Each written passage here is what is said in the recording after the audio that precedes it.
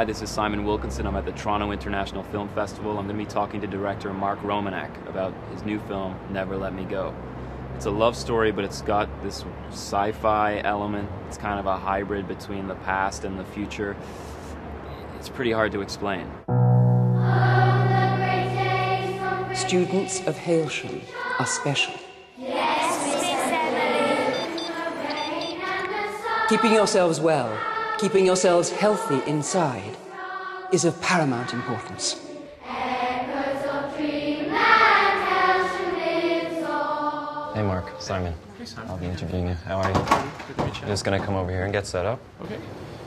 So maybe we'll just start if you could provide us with sort of a brief summary of what the film's about, or a synopsis of... It's an adaptation of this beautiful novel by Kazuo Ishiguro, and it's a love story about three friends that grow up in an English boarding school in the 1970s, but the film takes place in an alternate version of England, and it has a kind of a slight science fiction patina to it. It's about us and the inescapable fact that we're all going to die. Mm-hmm. And then that forces you to ask yourself what's important. What's the important way to spend that brief amount of time? Mm-hmm. Is it love, and is it friendship? And how do you come to the end of your life and not regret how you lived it? That's what the film's about. And the science fiction conception is a sort of a delivery system for those bigger themes. That was the cool challenge of the movie, was this weird original tone of the book, which was, it was sci-fi, but it was retro. Mm-hmm. And so I thought, I haven't quite seen that before. And at the same time, you know, the stuff that Ishiguro's exploring is really sincerely felt. So you have this great combination of sort of daring and sincerity, which is, and you feel like you have a shot at actually making something that won't completely suck, because, mm-hmm. you know, it's an interesting dynamic. So did you try to exaggerate that tension as a director?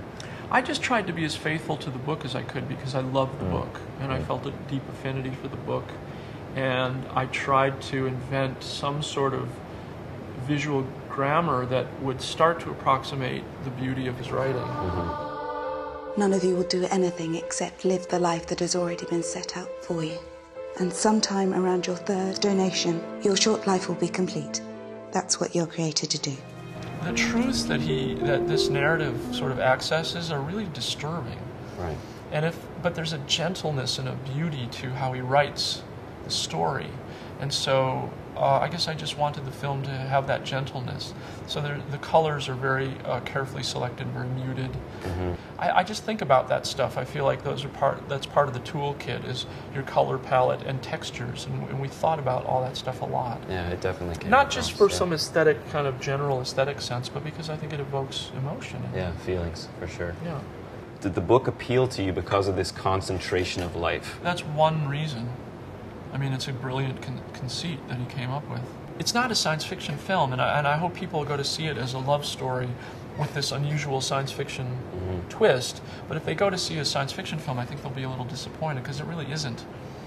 But the idea of doing a kind of a retro future alternate England, yeah, that's a really cool world to conjure up, you know, visually. Are you attracted to sort of these heavy themes of sort of loneliness, the sort of desperate need for acceptance and belonging? I think I'm attracted to stories of outsiders who feel disconnected and they're yearning to connect. Maybe that's a common theme. I feel like with this film, this is like the first film that I can say this is kind of starting to be the filmmaker I always wanted to be. I was pretty lucky to get an opportunity like this, to do a book this great and interesting, you know.